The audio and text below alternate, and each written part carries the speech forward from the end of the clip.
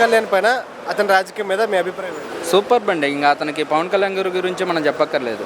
అతను మొదటిసారి ఎమ్మెల్యే అయ్యి ఒక ప్రభుత్వం చేపట్టినాక శాఖల్లోకి వచ్చినా కూడా కొంతమంది న్యూట్రల్స్ కూడా పవన్ కళ్యాణ్ గారు వర్క్ బాగుందండి.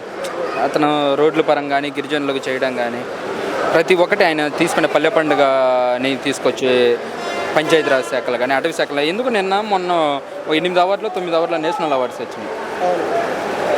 ఇంకా అంతకంటే గొప్పగా మన రాష్ట్రాన్ని పంచాయతీరాజ్ శాఖ 24 స్థానాలు ఉన్నదాన్ని ఈరోజు టాప్ 3లో ఉంది.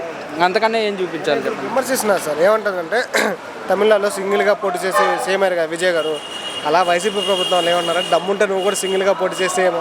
అక్కడ పరిస్థితులు వేరు, పరిస్థితులు వేరండి. ఓకే ఇన్ కేసు ఆయన సింగిల్గా పోటీ చేసి సేమ్ అయ్యే ఛాన్స్ ఉందంట. లేదు, అదేంటంటే ఇక్కడ పరిస్థితులకి ఇంకొంచెం టైం పడుతుంది. ఎందుకంటే ఆయన లాస్ట్ టైము 2014లో ఆయన 2019లో సింగిల్గా పోటీ చేయడానికి అంతకుముందు 2014 టీడీపీ కూటమి బీజేపీ కలిసి పనిచేసినప్పుడు ఈయనేమి ప్రత్యక్షంగా ఎన్నికల్లో పాల్గొనలేదు. ఆయన మద్దతు తెలిపారు. 2019కి వచ్చేసరికి సింగిల్గా వచ్చారు, వామపక్షాలతో కలుపుకొని వెళ్ళిన టైంలో వాళ్ళు ప్రజలు ఎందుకు ఈయన తిరస్కరించారంటే అప్పటికి అంతకుముందు పీఆర్పీ జరిగిన ఫెయిల్యూర్ కాదు, దాన్ని ఆయన ఫెయిల్యూర్గా మలిచారు కొంతమంది రాజకీయ నాయకులు. అలా చేయడం వల్ల ఆ పరిస్థితులు ఇతనికి బాగా ఎబ్బెట్టుకున్నాయి. ఆ టైంలో చంద్రబాబు గారు ఒక అమరావతి అనేది తీసుకుని కూడా అమరావతి నుంచి పూర్తి డెవలప్మెంట్ చేయడానికి అక్కడే మనసు పెట్టి మిగతా జిల్లాల మీద ఆలోచన ఉన్నప్పుడు ఈ జగన్మోహన్ రెడ్డి గారు కోడికెత్త డ్రామా అని, బాబాయ్ గొడ్డలని, ఒక్క ఛాన్స్ అని, తండ్రి లేని బిడ్డనని ఇలాంటి మోసపూరిత మాటలతోటి జనాలు సరే ఒక అవకాశం ఇద్దామని అటు చూశారు తప్ప ఇంకోటి ఏం లేదు. అక్కడ ఏంటంటే ప్రశాంత్ కిషోర్ గారి ఆలోచనలు సలహాలు అనేది బాగా పనిచేసినాయి.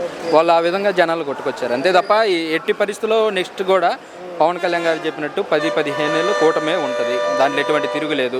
ఇప్పుడు ఎందుకు వాళ్ళంత గొప్ప నాయకులై గొప్ప స్థితివంతులయ్యి వాళ్ళకంత ఆలోచన విధానం ఉంటే వాళ్ళ ప్రధానమంత్రి గారిని కనపడితే కాళ్ళకి శాస్త్రాంగ నమస్కారం చేయాలి. నిన్న ఆయనకు ఆరోగ్యం బాగలేదని తెలిసి ట్వీట్ చేయడమే కాకుండా సాక్షాత్ అదే మోడీ గారే ఇంటికి వచ్చి ఆయన్ని పరామర్శించి ఆయనకి వాళ్ళ ఫ్యామిలీతో కాసేపు మాట్లాడి కలిసి వెళ్ళారు. ఇంకెంతకంటే మనం ఏం చెప్పాలి ఆయన గురించి? ఓకే సార్, ఓవరాల్గా పవన్ కళ్యాణ్ గారి గురించి ఒక్క మాటలో చెప్పాలి. ఆయన గురించి చెప్పడానికి మాటలు లేవండి. కళ్ళు మూసుకొని ఆయన ఫాలో అవ్వడమే చాలు.